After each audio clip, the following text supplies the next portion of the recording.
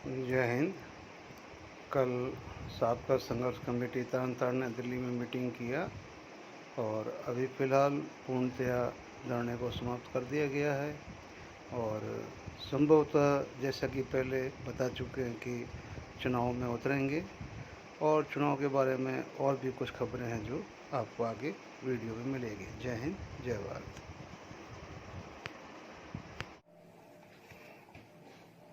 जय हिंद, जय भारत, वंदे मातरम। मैं आपका साथी वेटरन ओम प्रकाश, जारडा जैसलमेर से। साथियों, सबको होली की शुभकामनाएं। राम राम, रामा समा। आज कुछ अच्छे विषय है वो लेके आया हूँ और सभी हमारे वेटरन्स जो इंडिया के हैं, पूर्व गौरव सैनिक की हमारी साबका तरन तारण ने ऑफिशियल तौर पे कल दिल्ली में मीटिंग करके फ़िलहाल के लिए धरना पूरा स्थगित कर दिया। यानी कि जो सांकेतिक धरना था, उनका कोई पूरा धरना नहीं था, सांकेतिक था, वो भी बंद कर दिया है और अभी वो अपने चुनाव के लिए आगे जा रहे हैं, जिसकी घोषणा उन्होंने कल कर दी है। कल उन्होंने अपने सभी लोगों ने जिन्होंने 20 फरवरी को इस धरने की शुरुआत की थी, उन सभी को बुलाया और उनको धन्यवाद प्रस्ताव भी पारित किया गया। और जिसमें शायद उनके इसी में एक तो खास मेंबर रहे सुखदेव साहब शायद नहीं पहुंचे, जो इनके ट्रेजरी मैन भी थे और प्रशासनिक अरेंजमेंट भी देखते थे। और 20 तारीख को जो अपने पॉकेट से या अपनी जेब से पैसा खर्च करके इस धरने को शुरुआत करने वाले, जिनको धन्यवाद पूरे देश के सैनिकों को जाता है कि जिन्होंने करीब 1.5 लाख रुपए खर्चा करके ये मंच, माइक, दरी सब बिछा के और साबका को हैंड ओवर किया था, जो दिल्ली वेटरन के पहलवान जी। उनको हम अपनी तरफ से, या मैं बीइंग ए कोऑर्डिनेटर राजस्थान सब संघों की तरफ से, जितने भी हमारे राजस्थान के हैं, सभी की तरफ से मैं उनको धन्यवाद देता हूं। और हमारे महासंघ के चीफ कोऑर्डिनेटर मलिक साहब के ऑन बिहाफ भी मैं पहलवान जी आपको धन्यवाद देता हूं। अब एक बहुत ही रहस्यपूर्ण और रोचक घटना सामने आई है, जो कि कल हमारे भाई, छोटा भाई कहूँगा अभी तो, क्योंकि अभी आंदोलन से वो बाहर आके स्टेटमेंट दे रहा है और स्वतंत्र होकर स्टेटमेंट दे रहा है, कपिल। बहुत अच्छी बात है कि उन्होंने कल एक वीडियो जारी करके एक बहुत ही अच्छी बात कही कि इस आंदोलन के अंदर सरकार की पूरी नज़र थी और आंदोलन में वो ढूंढ रही थी कि किस तरह के लोग हैं, किसको कैसे मतलब हम है जो इस पॉलिटिक्स रूप से आगे ले सकते हैं, दबा सकते हैं या क्या कर सकते हैं।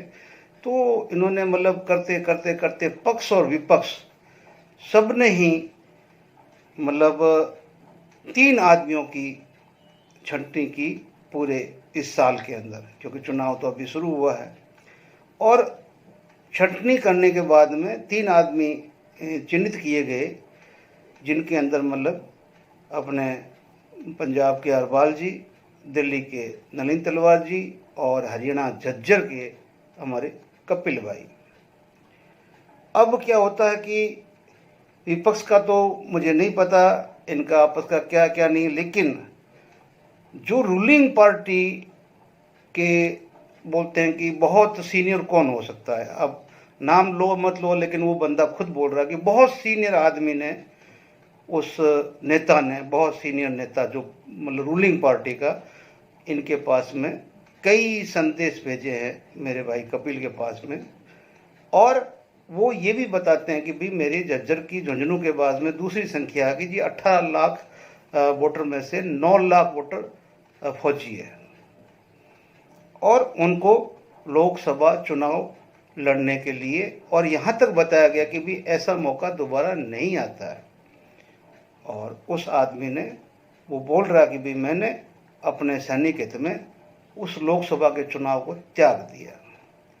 भाई आपके लिए तो बहुत बड़े सुनहरा अवसर भी था, बहुत अच्छा भी था, लेकिन अब आप दो आदमियों का और नाम ले रहे हो कि भाई मेरे इस बात के बारे में ये दो संस्थाएं जानती है, तो मेरी रिक्वेस्ट है कि उन संस्थाओं से भी एक एक स्टेटमेंट आप ही लेके और डाल देते तो थोड़ा और प्रूव हो जाता है। क्योंकि अभी तक इस 14 महीने की जर्नी में इस देश के ज़्यादातर बुद्धिजीवियों ने आपकी बात को सच कम और झूठ ज़्यादा माना। मेरे भाई ये सच्चाई है।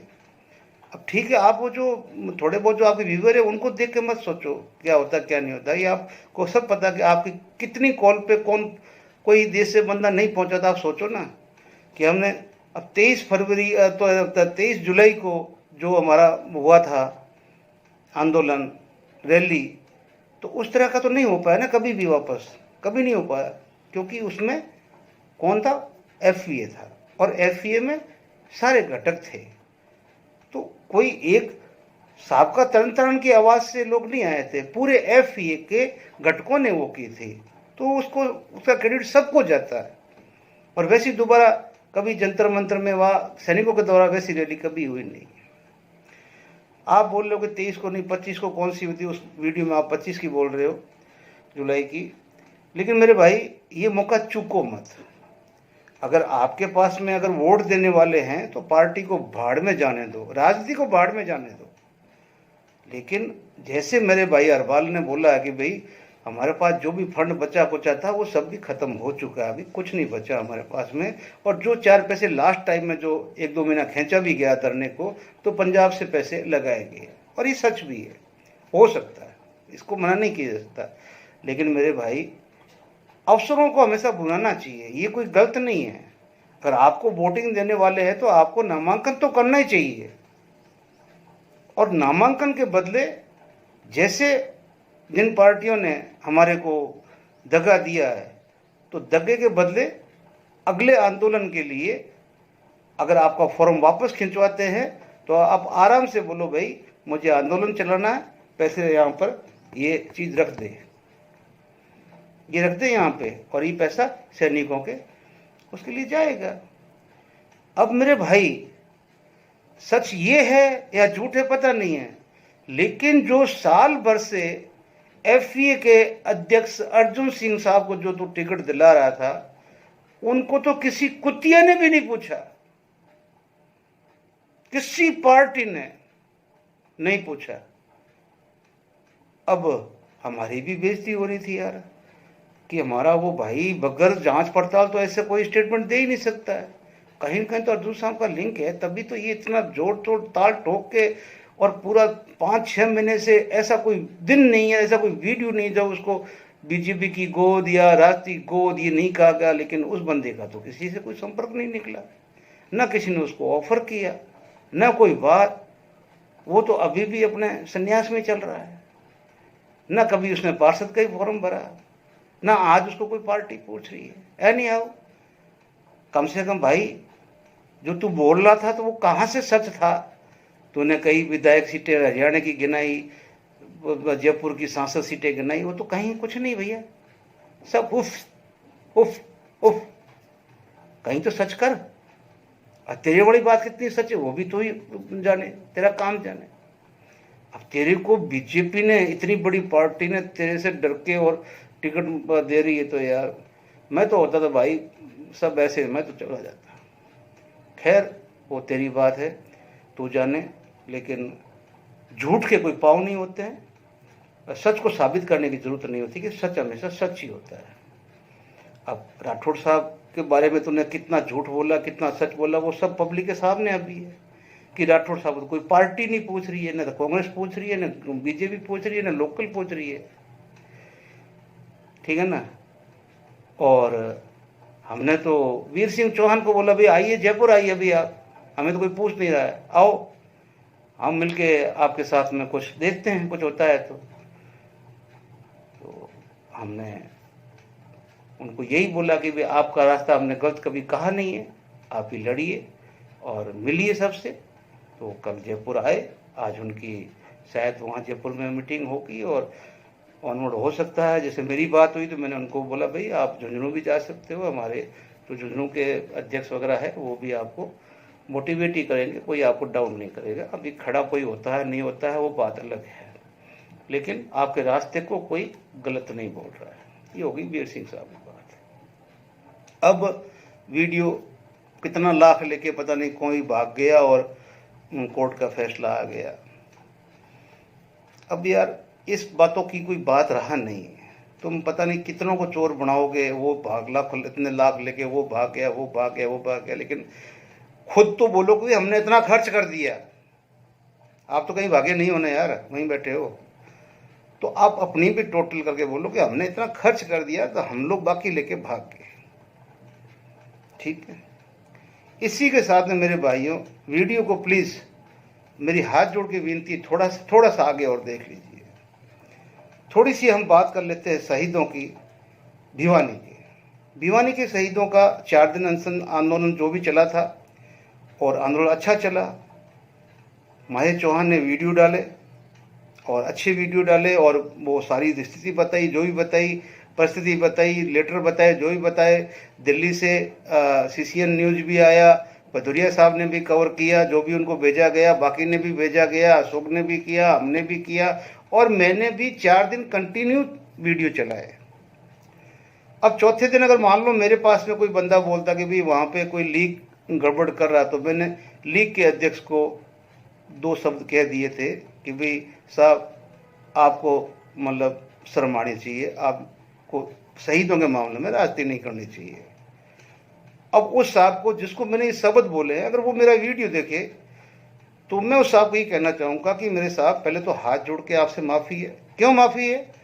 कि आपने मेरे से बात करके जो जिस तरह से आपकी वे ऑफ टॉकिंग था, उसके बाद में जो पोस्टें भेजी मेरे को आपने, तो मैं चक्कर खा गया कि आपने इतनी मेहनत की है लीग ने वहाँ पे। आपका इलेक्ट्रॉनिक मीडिया में, प्रिंट मीडिया में अगर इलेक्ट्रॉनिक में चौहान ने चढ़ाया, तो प्रिंट मीडिया चीख चीख के बोल रहा है कि लीग के अध्यक्ष ने डे बाय डे वहाँ प्रोसेस किया है, लीग के अध्यक्ष ने।